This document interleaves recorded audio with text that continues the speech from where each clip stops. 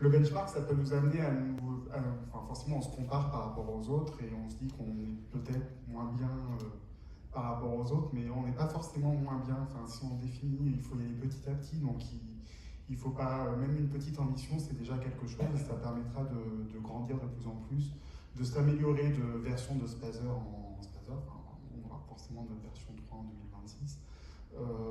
Et forcément, je pense que l'ambition, elle sera encore différente de celle de 2021, qui était plus ambitieuse que celle de 2016.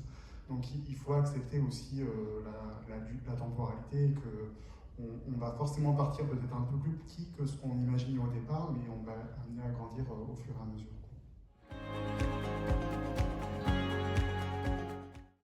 L'importance de la participation des parties prenantes pour un projet d'écriture, de réécriture, pour s'assurer qu'on embarque tout le monde, la nécessité d'avoir un reportage politique fort, et finalement on en a parlé aussi, d'intégrer, d'être en cohérence avec l'ensemble des politiques de la collectivité, puisqu'on s'intègre à peu près dans tout. Cohérence, participation et s'appuyer sur l'existant.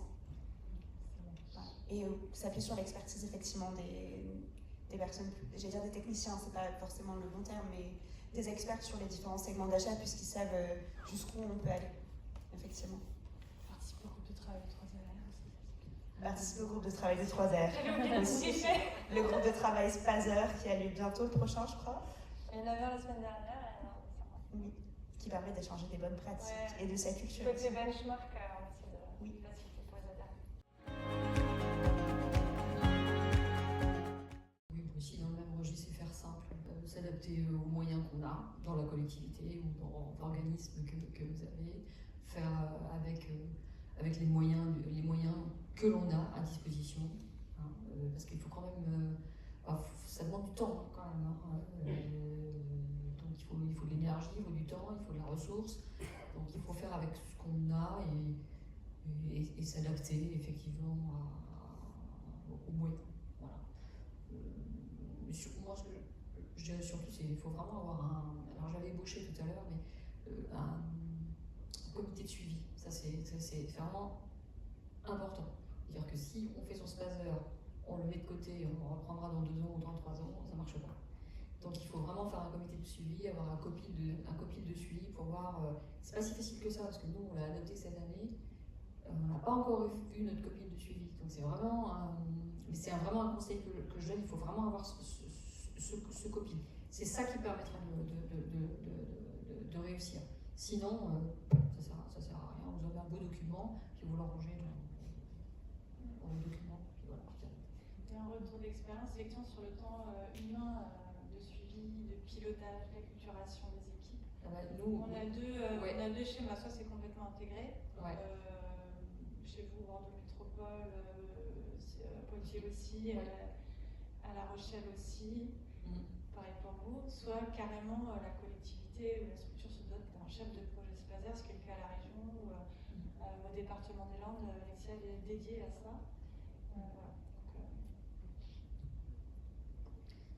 C'est encore à s'adapter aux moyens qu'on a. Si on a un chef de projet Spazer, c'est super.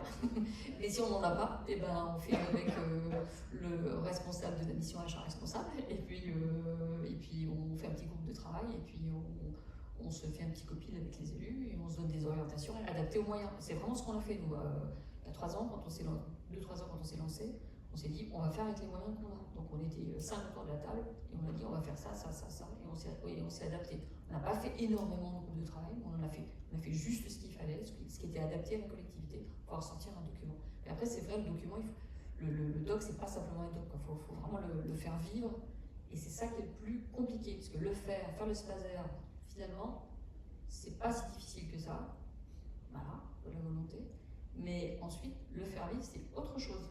Et là, c'est une autre musique qui entre, qui doit se jouer, et elle se joue avec, je vous disais, l'ensemble des acteurs. Et là, on entre dans quelque chose de plus délicat.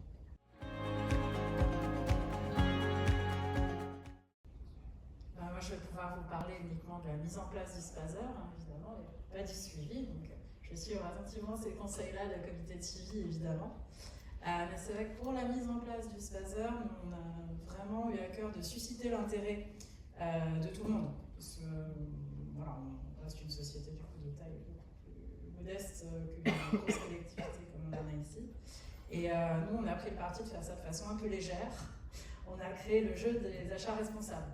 Donc typiquement en interne, c'est pas un grand jeu de stratégie, hein, c'est une sorte de jeu de loi où on a mis des cases qui correspondent à des vraies consultations, donc des vraies choses qui arrivent, et où on a invité, alors de façon du coup super ludique, totalement informelle, on n'est pas dans des séminaires, on ne colle pas des post-it, on n'est pas obligé d'être là, et on a amené à s'interroger tous nos opérationnels, alors on a aussi présenté en comité de direction, en comité de manager, pour voir qu'est-ce qu'on peut faire pour faire un achat responsable. Et ça a quand même pas mal nourri aussi les travaux du SPAZER. Et puis de façon où du coup c'était pas une énième obligation, un énième groupe de projet, un énième groupe de travail. On était sur un peu de la détente, avec un petit café, et ça a plutôt bien fonctionné. C'est vous qui l'avez créé? Comment? Et l'équipe, c'est vous, bravo. Bah oui. C'était une façon de relancer bien. Consultation du coup, adaptée à Domo France sur la base de vos consultations. Et bien sûr, donc, on s'est amusé à créer ça nous aussi, hein, voilà, concrètement, à mettre, je sais pas, construction 50 logements, c'est vrai qu'on est beaucoup sur des travaux, on est beaucoup sur des prestations de maîtrise d'œuvre, on fait quasiment pas de fourniture, et surtout beaucoup de prestations intellectuelles. Donc à identifier voilà, des consultations sur le point, et on s'est fait des cartes conditions d'exécution, des cartes critères de choix, enfin voilà, tout ce genre de choses avec des couleurs, avec des petites questions pièges aussi un peu pour que ce soit drôle. Voilà, ça reste un plaisir de participer, pas uniquement une réunion de travail, et ça a bien fonctionné. On l'a présenté on a une quinzaine Bicorp en lien avec notre labellisation tous les ans, donc on l'a présenté à ce moment-là. C'est vrai qu'il y avait des personnes de tous bords, il y a même des personnes qui ne sont pas du tout en lien avec mon équipe, qui n'ont pas l'occasion forcément d'être en lancement de consultation, qui sont venus jouer. En fait, voilà, ça s'est très bien passé, c'était très convivial, et susciter l'intérêt de cette façon, c'est déjà une première étape.